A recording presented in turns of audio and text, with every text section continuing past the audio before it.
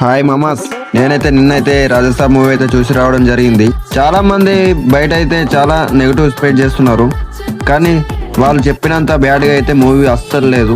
చాలా బాగుంది. అంటే నేను చెప్పేది ఏంటంటే, ఫస్ట్ వచ్చేసి మనం ప్లస్ పాయింట్స్ ఏందో మైనస్ పాయింట్స్ ఏందో మాట్లాడేసుకుందాం. మైనస్ పాయింట్స్ అంటే ఫస్ట్ హాఫ్ స్లోగా నడుస్తుంది, కొంచెం ల్యాగ్ అనిపిస్తుంది.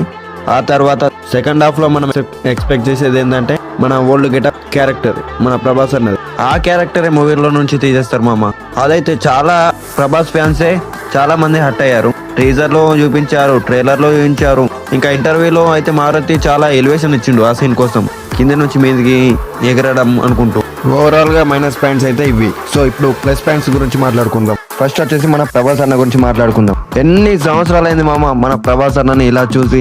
డార్లింగ్, మిర్చి, యోగి అలాంటి సినిమాలు చూసి చాలా రోజులు అవుతుంది. అలాంటిది మన మారుతి ఇలా వింటేజ్ డార్లింగ్ ని చూపించేశాడు మనకు.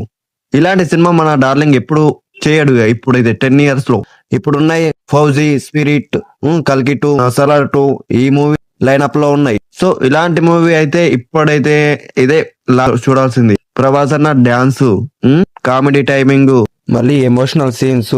హాస్పిటల్ సీన్ కి అయితే నేను ఆ థియేటర్ లో ప్రభాస్ అన్నను అలా చూస్తుండిపోయినా మామ. ఎందుకంటే ఆ ½ మనకు ప్రభాస్ అన్న యాక్టింగ్ దాని మీదనే ఉంటుంది మన దృష్టి మొత్తం. మళ్ళీ మనకు ఆ మారుతి మనకు ఆ 30 minutes 30 పిక్చర్ చూపించేసిండు మనకు. సో ఓవరాల్ గా ఈ మూవీ గురించి నేను చెప్పే విషయం ఏంటంటే, సో చాలా బాగుంది మామ. వెళ్ళి డెఫినెట్ గా థియేటర్ లో చూడండి. దీనికి ఇచ్చే రేటింగ్ నేను ఎంత అంటే 3 మామ. సో మూవీ చూసిన వాళ్ళు ఎలా ఉందో మూవీ గురించి కామెంట్ చేసేయండి. చూడని వాళ్ళు ఎవరైనా ఉంటే వెళ్ళి చూసేయండి. So signing off, bye bye.